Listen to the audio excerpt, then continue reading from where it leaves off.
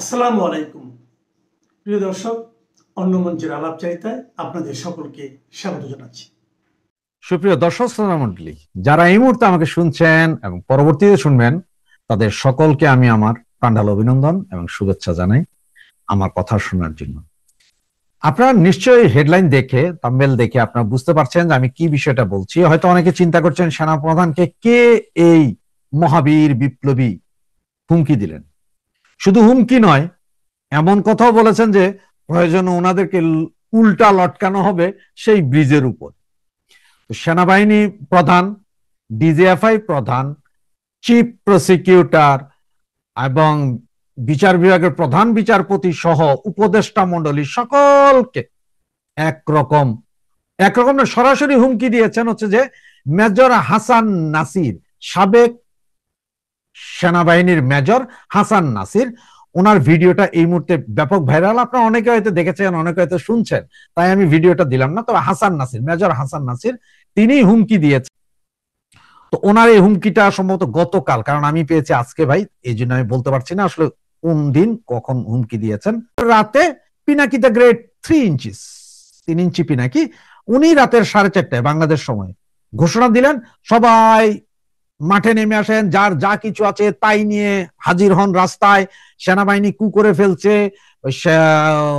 কি বলে আপনার এটা, ডাক্তার ইউনূসকে সম্ভবত ডান্ডি বিচি গায়েব হয়ে গেছে, এই ধরনের দিয়া প্রপাগান্ডা চালায় উনি একটা ইজম তৈরি করতে চাইলেন যে সবাই নাইমা আসেন। রিউমার স্ক্যানার ওখানে কিছু বললো না, ওনারা চুপ মুখে কুলুপাইটা বৈশা রইলেন। এই অবস্থা হয়েছে। এখন অনেকে আজকে 2 দিন যাবত কিন্তু এখানে অনেকে এই কথাটাই বলছেন যে কেন এমন কথা বলা হলো বা কেন কি হইলো, এটা নিয়ে অনেকে আলোচনা করতেছেন, কিন্তু কেউ জানেন না কাহিনী কি হয়েছে। এটা আসলে হচ্ছে যে সেনাবাহিনীর ক্যাম্পে শনিবারে রাত তখন প্রায় সম্ভবত 12টা 12:30টার দিকে সেনাবাহিনীর যে এপিসি গাড়িগুলো আছে, যেটাতে যে সার্জিস হাসনাত গোপালগঞ্জে পালাই আসছিল, ওই ধরনের 12টা গাড়িকে ওরা গ্যারেজ থেকে বের করে পেট্রোল, ওনাদের যে পেট্রোল পাম্প আছে সেখানে নিয়ে যাচ্ছিল ভোর 3টা 3:30টায়। তার মানে এগুলো সব রেডি করার জন্য। এইটা দেখে ওনাদের কাছে খবর পৌঁছান যে এরকম সেনাবাহিনী মুভমেন্ট শুরু হয়েছে, সম্ভবত ভোর 5টার ভেতরে কু হয়ে যেতে পারে। এইটা শোনার সাথে সাথে আপনারা আমাদের প্রধান উপদেষ্টার লোক খোদা বক্স, আপনারা সম্ভবত সকলে জানেন খোদা বক্স, উনি আগে সম্ভবত পুলিশে ছিলেন, উনি সরাসরি নাকি পিনাকিকে ফোন দিয়ে বলেছেন যে ভাই এই অবস্থা, এখন এই সরকারকে যদি উৎখাত করে সেনাবাহিনী কু করে ফেলবে, প্লিজ আমাদেরকে বাঁচান, আপনার তাড়াতাড়ি আপনি ঘোষণা দেন যাতে লোকজন আসে। এই হচ্ছে যে মূল কাহিনী সেদিন পিনাকির সে দাঁড়ানো।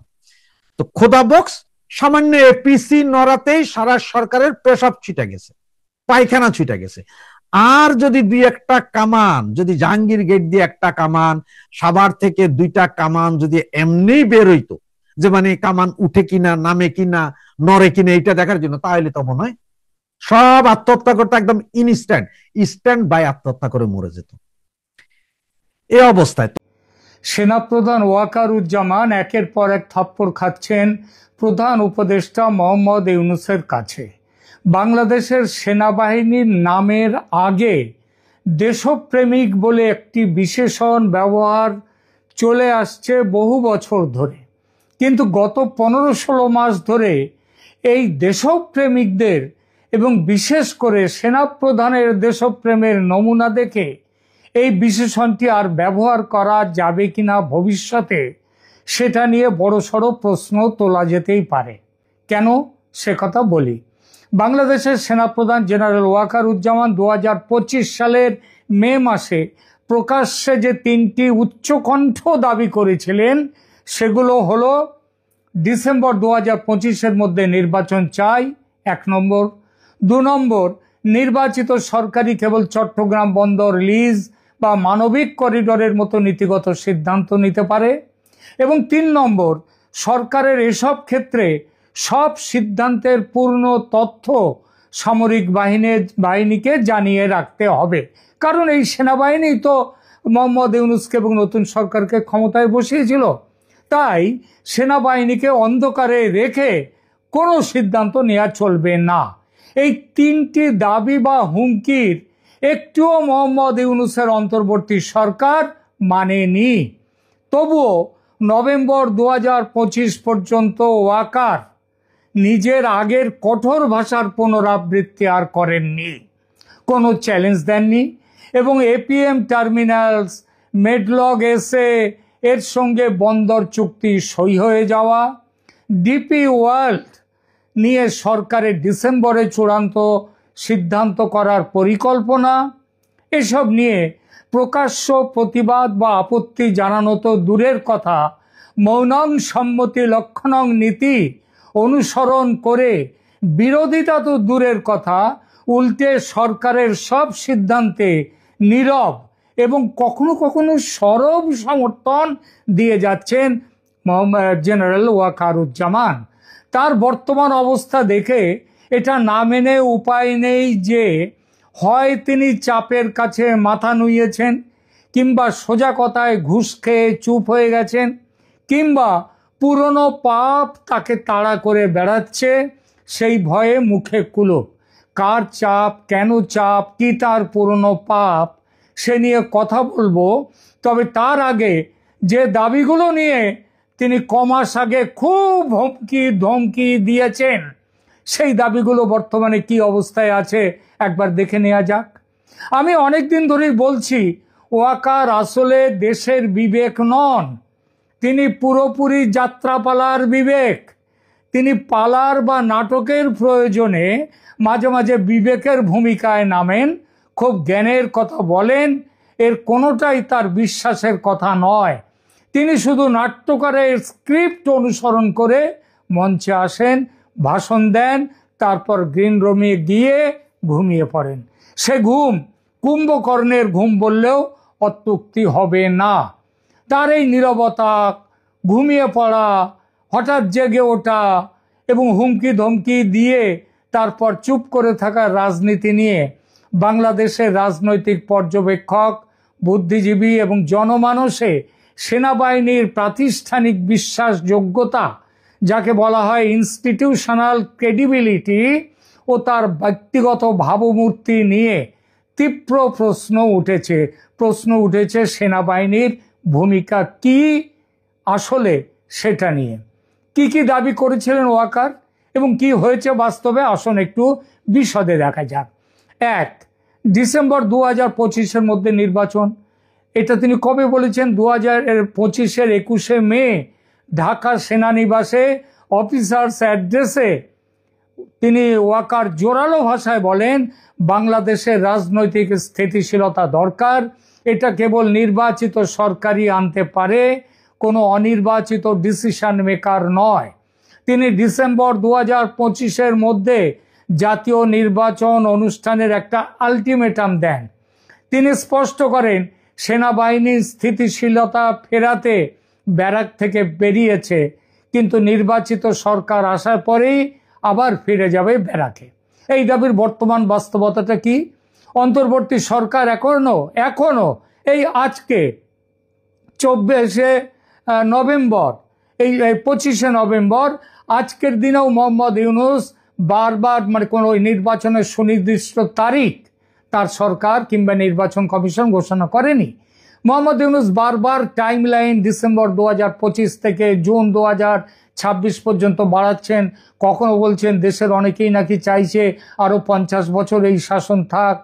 এবং সাম্প্রতিকতম ঘোষণা হলো রমজান ফেব্রুয়ারি 2026-এর আগে প্রস্তুতি সম্পন্ন করার টার্গেট তিনি দিয়েছেন। বিএনপি, বামজোট প্রভৃতি দল ডিসেম্বর ডেডলাইনের বিষয়ে চাপ দিচ্ছে, কিন্তু সরকার সংস্কার ও ট্রায়ালের যুক্তি দিয়ে ডিলে করছে। নির্বাচন কমিশনের প্রস্তুতি নিয়ে কোনো কথা নেই। ইউনূসের কথা শুনে মনে হয় সেনার ডিসেম্বর টাইমলাইনকে ইউনূস সাহেব থোড়াই কেয়ার করেন। লক্ষণীয় যে এসব সত্ত্বেও ওয়াকার কিন্তু চুপ মেরে গেছেন, একটি কথাও তিনি আর বলছেন না। মে মাসের পর বেশ কয়েকবার ওয়াকার সিভিল লিডারশিপ মিটিং হয়েছে, কিন্তু প্রকাশ্যে আর ওয়াকার ওই ডিসেম্বর ডেডলাইন নিয়ে একটা কথাও বলেননি।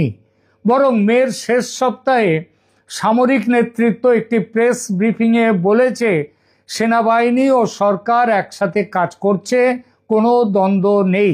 এর বিরোধিতাও কিন্তু সেনা তরফ থেকে করা হয়নি।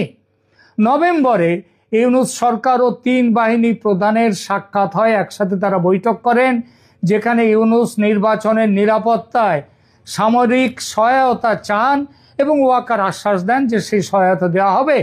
কিন্তু সেদিনও নির্বাচনের তারিখ নিয়ে কোনো বাধ্যবাধকতা ওয়াকারের তরফ থেকে আরোপ করা হয়নি।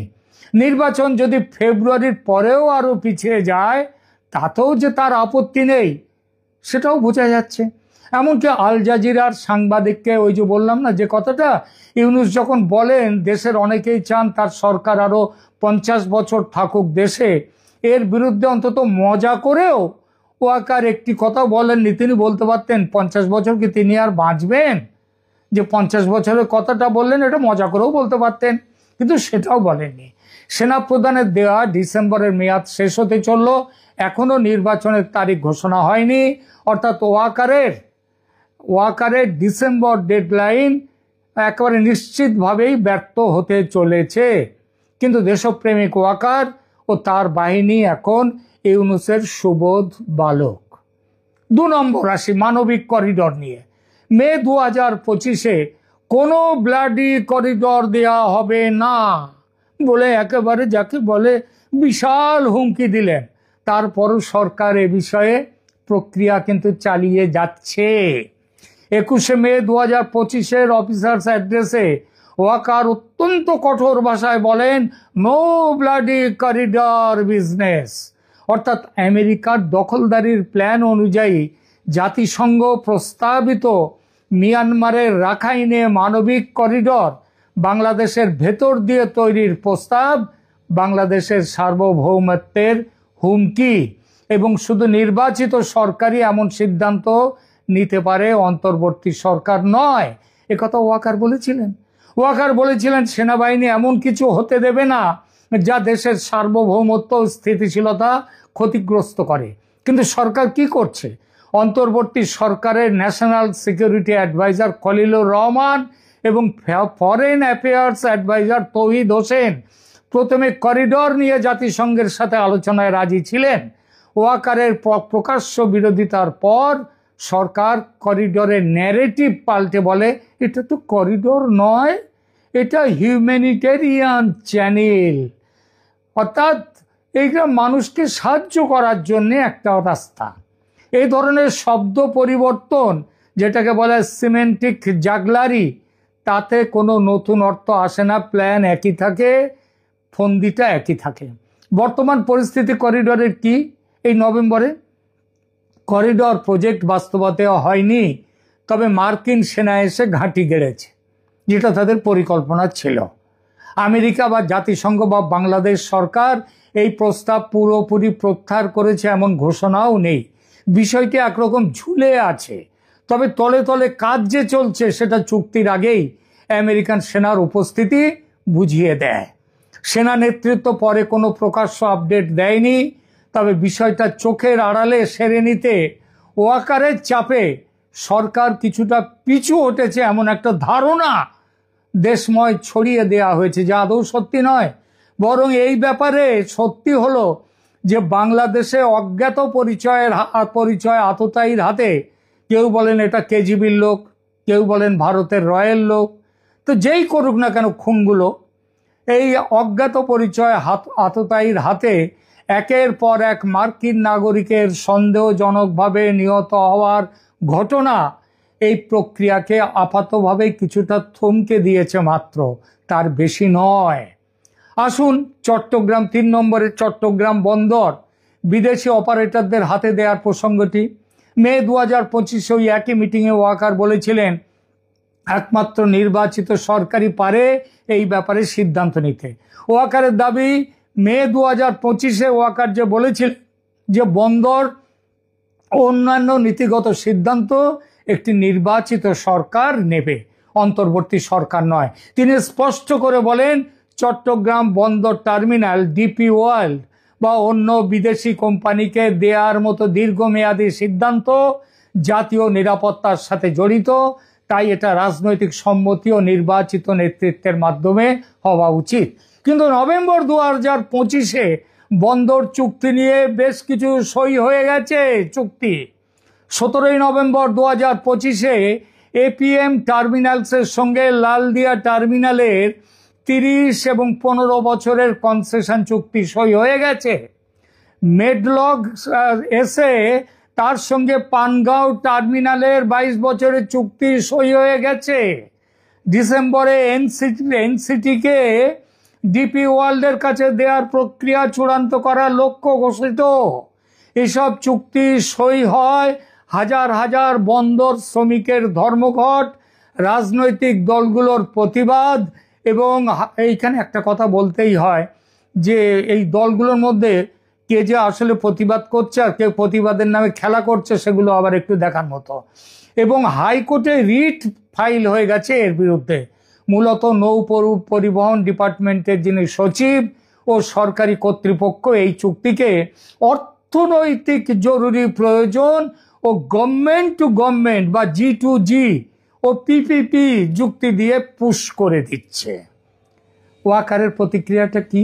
এইসব যে হচ্ছে, ওয়াকার বা সেনাবাহিনী চুক্তি সইয়ের সময়ে বা তার পর কোনো প্রকাশ্য আপত্তি, বিবৃতি বা ব্যাখ্যা দেননি।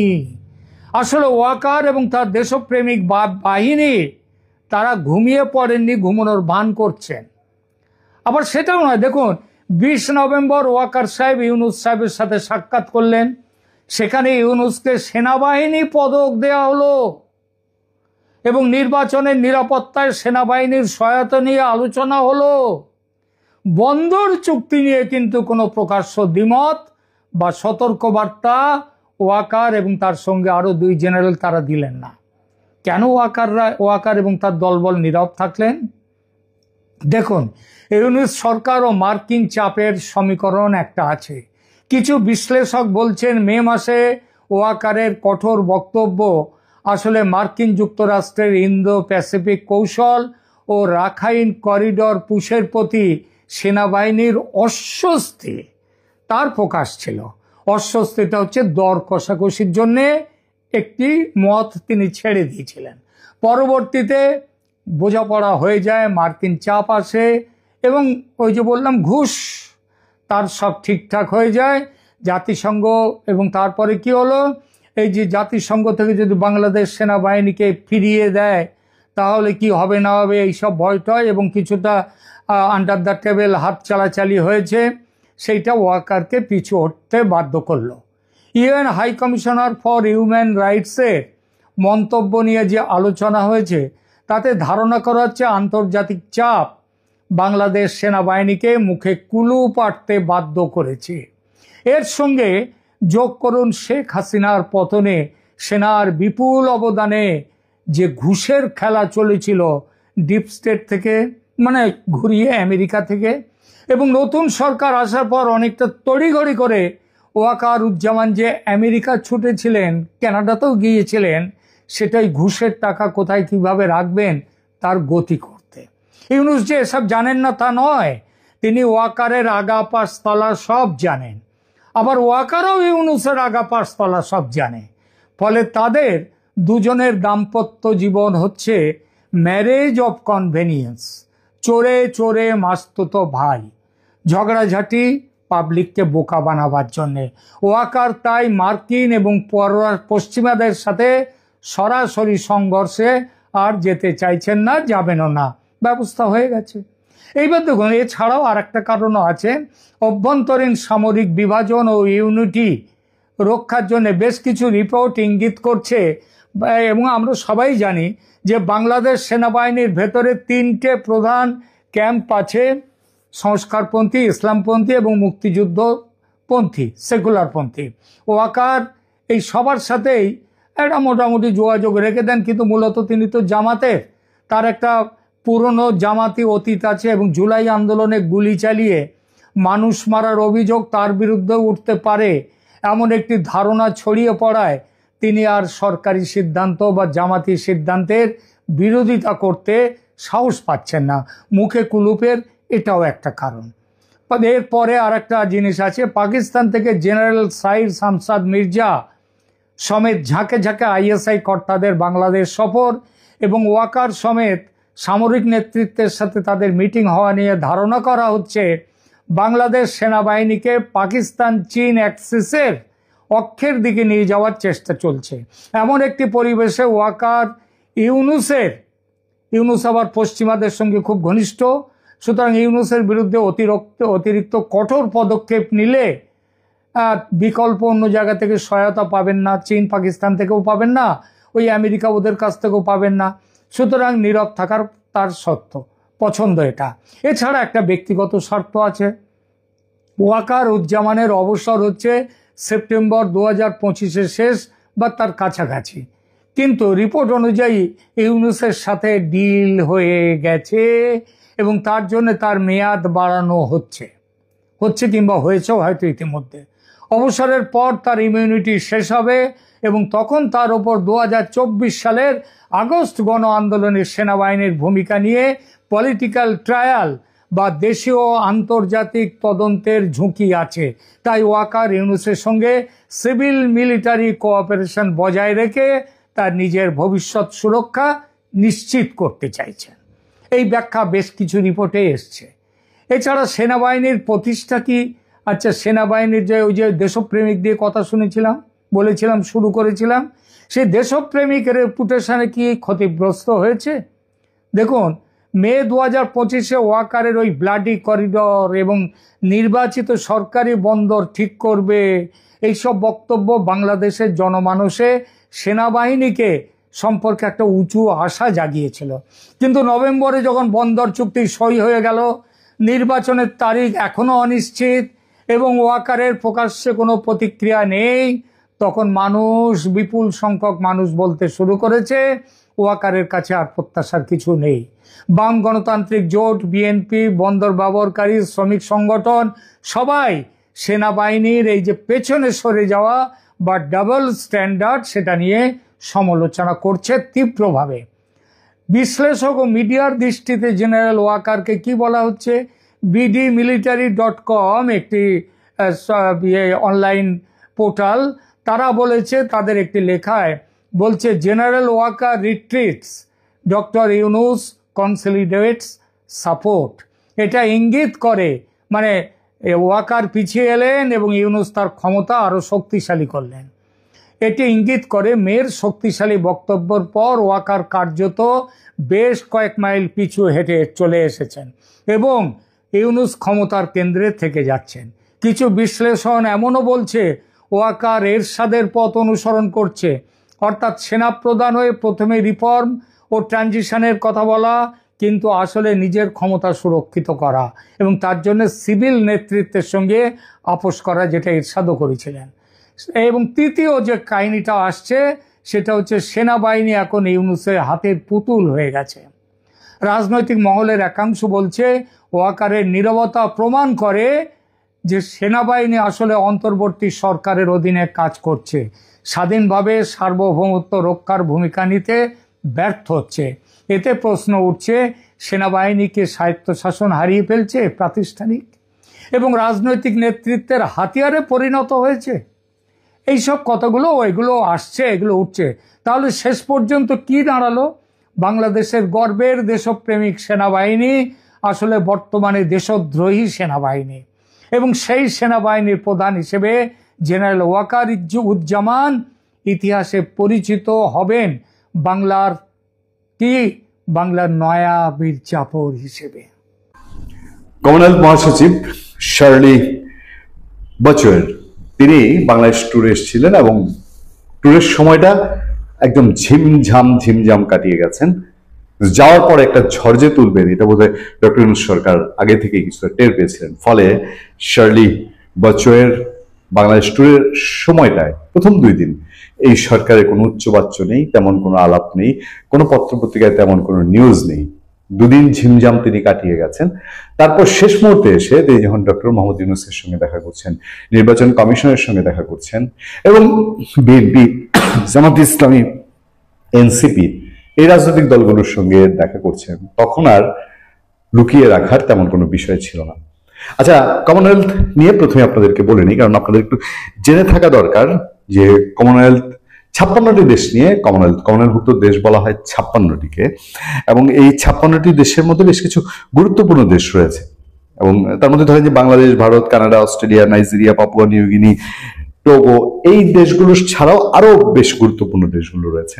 কমনওয়েলথ মহাসচিবের বক্তব্যের প্রেক্ষিতে একটাই জিনিস শুরু বোঝা যায়, বাংলাদেশে একটা বড় অংশ এবং আওয়ামী লীগ বিহীন নির্বাচন, অংশগ্রহণমূলক নির্বাচন না হলে বা একতরফা নির্বাচন হলে কমনওয়েলথভুক্ত 56টা দেশ এই নির্বাচন মেনে নেবে না। এটা ডক্টর মোহাম্মদ ইউনূসের ইচ্ছার উপরে একটা সোজা সাপটা চপেটাঘাত বলা যেতে পারে। কারণ হচ্ছে তার এবং তার অনুসারীদের প্রচন্ড খায়েশ, এবং তারা তার চেয়েও বেশি বিষয় যেটা তারা যে অন্যায় অপরাধ করেছেন সেইটা ঢাকার জন্য, সেটা আরো একটু সময় দীর্ঘায়িত করার জন্য, যেন সেটার মুখোমুখি না হতে হয়, সেটার যেসব পার্শ্ব প্রতিক্রিয়া তৈরি হতে পারে সেগুলোর জন্য তারা একতরফা একটা নির্বাচন ছাড়া পথ খুঁজেন না, কিন্তু বিশ্ব সম্প্রদায় সেটা মেনে নিতে চান না। আমি আরো বিশদে যাব, তার আগে আপনাদেরকে মনে করিয়ে দিই, আমি এর আগে বেশ কয়েকটি আলোচনায় বলেছি, 2-3টি আলোচনায় আপনারা বলেছি যে ইন্টারন্যাশনাল চাপ আস্তে আস্তে নির্বাচন আসতে আসতে এবং ডিসেম্বরের 10 তফসিল ঘোষণার পর আপনারা আরো টের পাবেন। গত মাসে অক্টোবরে যখন আন্তর্জাতিক আরো বেশ কয়েকটি সংস্থা বাংলাদেশে ঘুরে, যার মধ্যে আইআরআই সবচেয়ে ইম্পর্টেন্ট ছিল, এবং আইআরআই থাকা অবস্থায় আপনাদেরকে বলেছিলাম যে আইআরআই ফিরে গিয়ে স্টেটমেন্ট যা দিবে তা সম্পূর্ণ এই সরকারের ফেভারে যাবে। আইআরআই গিয়ে সেই স্টেটমেন্টে দিয়েছে, যে স্টেটমেন্টে অংশগ্রহণমূলক নির্বাচন এবং আওয়ামী লীগের নির্বাচনের কথা বলা হয়েছে। কমনওয়েলথ বাংলাদেশে পা রাখার বিষয়ে গত পরশু আমি আপনাদেরকে বলেছি যে এইটা জানতেন কোনো বিষয় না, যে আসলেন, দেখলেন, ইউরোপীয় ইউনিয়নের মতন হাসি মুখে অনুদানের আশ্বাস দিয়ে চলে গেলেন, তা কিন্তু না। কমনওয়েলথের এই ট্যুরে, কমনওয়েলথ মহাসচিবের শার্লির এই ট্যুরে সবচেয়ে গুরুত্বপূর্ণ ঘটনা ঘটেছে। এই সরকার যাদেরকে অস্বীকার করে, একেবারে অপ্রাসঙ্গিক মনে করে, সেই আওয়ামী লীগকে কমনওয়েলথ তারা যে বাংলাদেশে বসে স্বীকৃতি দেয় সেটা একটা নজির পাওয়া গেছে, এবং তার মধ্যে আরো একটি ইন্ডিকেশন আছে যে আওয়ামী লীগের নেক্সট নেতৃত্ব কি। আওয়ামী লীগের পরে শেখ হাসিনা, শেখ হাসিনার পরে বঙ্গবন্ধু শেখ মুজিবুর রহমানের পরে শেখ হাসিনা, শেখ হাসিনার পরে তার 2 সন্তান সজীব ওয়াজেদ জয় এবং সাইমা ওয়াজেদ পুতুলের নাম শোনা যায়।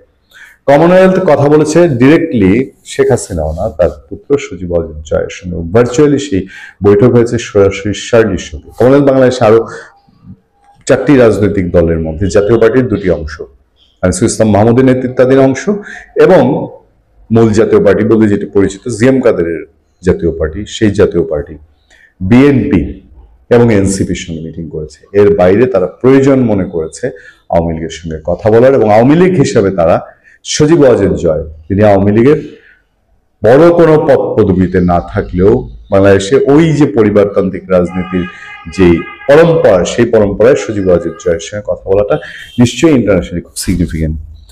শার্লি যখন বাংলাদেশে এসেছেন, বাংলাদেশে আসার পরে তিনি একাধারে বহু মিটিং করেছেন, এবং সেই মিটিংগুলোর কমনওয়েলথ মহাসচিবের সঙ্গে এনসিপি নেতাদের বৈঠক হয়েছে। তারপর আপনার কমনওয়েলথ মহাসচিব শার্লি তিনি যেদিন ঢাকায় এসেছেন সেদিনও পত্রপত্রিকায় নিউজ হয়েছিল, কিন্তু তিনি কখন কিভাবে এসেছেন সেই ধরনের বিষয় ছিল না। 20 নভেম্বর তিনি 2025-এ ঢাকায় এসেছিলেন। তিনি আর যে জায়গায় আমরা একটু ধাক্কা খেয়েছি সেই জায়গাটা হলো বাংলাদেশের প্রধান উপদেষ্টা ডক্টর মোহাম্মদ ইউনূসের সঙ্গে কমনওয়েলথ মহাসচিব শার্লি দেখা করার পর যে নিউজগুলো পত্রপত্রিকায় এসেছিল সেগুলো ছিল খুব ইন্টারেস্টিং। সেগুলোতে বলা হয়েছিল আসন্ন ত্রয়োদশ জাতীয় সংসদ নির্বাচন সুষ্ঠুভাবে আয়োজনের জন্য কমনওয়েলথের পূর্ণ সহযোগিতা কামনা করেছেন প্রধান উপদেষ্টা ডক্টর মোহাম্মদ ইউনূস। সোমবার রাষ্ট্রীয় অতিথি ভবন যমুনায় কমনওয়েলথ মহাসচিব শার্লি আওয়ারকর বচুয়ের সঙ্গে এক বৈঠকে তিনি এই সহযোগিতা কামনা করেন। আমার কাছে নিউজগুলো আমি পড়ি, আর আমার অনেকটা আওয়ামী লীগ যখন জাতীয় বিএনপি এবং জামাতে ইসলামী ছাড়া নির্বাচন করছিল, এবং তখনও কমনওয়েলথের প্রতিনিধি দল বাংলাদেশে ছিল, আমার যেটুকু মনে আছে তারপরেও ছিল 5 জানুয়ারি 2024 পর্যন্ত কমনওয়েলথের প্রতিনিধি দল বাংলাদেশে আসা যাওয়া করেছে, আগে এসছে পরে এসছে। তখন ওই চেয়ারটায় প্রধান উপদেষ্টা ডক্টর মোহাম্মদ ইউনূস যে চেয়ারটা, সেই চেয়ারটা যে কথাগুলো বলতো বাংলাদেশের নির্বাচনে সহযোগিতা চাই, এটা অংশগ্রহণ, এটাই অংশগ্রহণমূলক, এখানে ভালো হবে, ঠিক একই টাইপের আওয়াজ যেন আমার কানে বাজে। প্রধান উপদেষ্টা বলেন, আমাদের গণতান্ত্রিক উত্তরণের পাশাপাশি আসন্ন জাতীয় নির্বাচন সফলভাবে আয়োজনের জন্য আপনাদের সহযোগিতা প্রয়োজন। এই সময় ডক্টর ইউনূসকে আশ্বস্ত করে শার্লি বচুয়ে তিনি বলেন কমনওয়েলথ বাংলাদেশকে নির্বাচন পরবর্তী উত্তরণ প্রক্রিয়ায় পূর্ণ সহায়তা প্রদান করে। কমনওয়েলথ মহাসচিব বলেন, মানে এগুলো কিন্তু প্রেস উইং থেকে জানানো হচ্ছে ডক্টর ইউনূসকে, খেয়াল করে রাখবেন এই জিনিসটা। যে কমনওয়েলথের 56টি দেশ, যার মধ্যে G7 ও G20 সদস্য রয়েছেন, এর মাধ্যমে একে অপরকে সহায়তা করার অনেক সুযোগ রয়েছে। কমনওয়েলথ মহাসচিব জানান তিনি দেশের প্রধান বিচারপতি, আইন উপদেষ্টা, পররাষ্ট্র উপদেষ্টা এবং প্রধান নির্বাচন কমিশনার সহ বিভিন্ন স্টেক হোল্ডারের সঙ্গে বৈঠক করেছেন। এই হলো আমরা জেনেছি। কিন্তু কমনওয়েলথ মহাসচিব যখন নিজে ফিরে গেলেন, ফিরে গিয়ে তিনি তার ফেসবুকে 4টি পোস্ট দিয়েছেন, সেখানে ছবি 3টি পোস্ট দিয়েছেন এবং সেখানে বিভিন্ন ছবি জুড়ে দিয়েছেন এবং তিনি প্রধান উপদেষ্টা ডক্টর মোহাম্মদ ইউনূসের সাথে দেখা করাটা স্মরণ করেছেন, বলেছেন তার আতিথেয়তা গ্রহণে মুগ্ধ হয়েছেন, ভালো লেগেছে। কিন্তু পরবর্তী লাইনগুলোতে তিনি বারবার বলেছেন যে বাংলাদেশ একটি অংশগ্রহণমূলক এবং পার্টিসিপেটরি গ্রহণযোগ্যমূলক নির্বাচন চায় কমনওয়েলথ, এবং সেই গ্রহণযোগ্যমূলক নির্বাচন চায় বলে তারা যে এখানে আওয়ামী লীগের সঙ্গে মিটিং করে গেছেন, এটা নিশ্চয়ই সরকারের কানে অজানা না। এবার এটা সরকারের কানে গেলে পরে বাংলাদেশে আওয়ামী লীগের সঙ্গে কেউ মিটিং করলে, আলোচনা করলে তার জন্য 14 শিক একেবারে অনিবার্য। কমনওয়েলথের জন্য এইটার অনিবার্য না, এটা ডক্টর ইউনূসের কপালের ভাঁজ বাড়ানোর জন্য যথেষ্ট, এটা বলতে আর দ্বিধা থাকে না। এবার আসেন, বিএনপির সঙ্গে সেই বৈঠক হয়েছে। বিএনপির ইন্টারনাল খবরাখবর নিয়ে কমনওয়েলথ মহাসচিবও কিছু বলেননি, বিএনপিও কিছু বলেনি। বিএনপি সেই একেবারে গ্রামাটিক্যাল যেসব বলার সেগুলো বলেছে। আমরা ধারণা করতে পারি যে আওয়ামী লীগ নির্বাচনে আসলে পরে বিএনপি কি করবে, এই মতামত নিশ্চয়ই কমনওয়েলথ মহাসচিব জানতে চেয়েছেন যে কি করতে পারে। আচ্ছা, বা আওয়ামী লীগ আসলে এবারে নির্বাচনে আসতে গেলে সেই প্রেক্ষাপট কেমন হবে, নির্বাচন কি পিছিয়ে দিতে পারে কিনা, সেই বিষয়টি এসছে। আরো গুরুত্বপূর্ণ যে বিষয়, আমরা জাতীয় পার্টির সূত্রে যেটা জানতে পারি, জাতীয় পার্টি স্টেটলি কমনওয়েলথ মহাসচিবকে বলেছে বাংলাদেশের নির্বাচনের লেভেল প্লেইং ফিল্ড একদম নেই, যে কথাটা আওয়ামী লীগও বলেছে। এবং কমনওয়েলথও সেই ইঙ্গিতেই দিয়েছে গিয়ে যে তারাও মনে করছে বাংলাদেশে আইন শৃঙ্খলা পরিস্থিতি একটি সুষ্ঠু নির্বাচনের জন্য এবং যে নির্বাচনের করার মতন অনুকূলে না, এটা কমনওয়েলথের পক্ষ থেকে বেশ ভালোই ধারণা নিয়ে যাওয়া হয়েছে। এবং জাতীয় পার্টি স্টেট বলেছে এই সরকারের সময়, জাতীয় পার্টির দুই অংশই, যে এই সরকার নিরপেক্ষ নয়, লেভেল প্লেইং ফিল্ড নাই, এই সরকারের অধীনে তারা নির্বাচনে যেতে চায় না। এবং জাতীয় পার্টি জিএম কাদের অংশ এটা আরো স্টেটলি ক্লিয়ার ফরওয়ার্ড কথাটা পরিষ্কার করেছে। ফলে আমরা নির্দ্বিধায় বলতে পারি যে কমনওয়েলথ মহাসচিবের এই ট্যুর এবং এর আগে আইআরআই এর সফর এবং সামনে আরো কিছু নিশ্চয় অপেক্ষা করছে। এবং ইন্টারন্যাশনাল কমিউনিটির মধ্যে মানবাধিকার সংস্থাগুলো তারাও বলছে যে একটা পার্টিসিপেটরি নির্বাচন ছাড়া বাংলাদেশে কোনোভাবেই স্থিতিশীলতা আসবে না। দেশের ভেতরেও যারা সুস্থ মস্তিষ্কের মানুষ, রাজনৈতিক বিশ্লেষক, রাজনীতিবিদ আছেন, তারাও বলছেন যে একটি অংশগ্রহণমূলক নির্বাচন ছাড়া বাংলাদেশে স্থিতিশীলতা আনা কোনোভাবেই কাম্য নয়।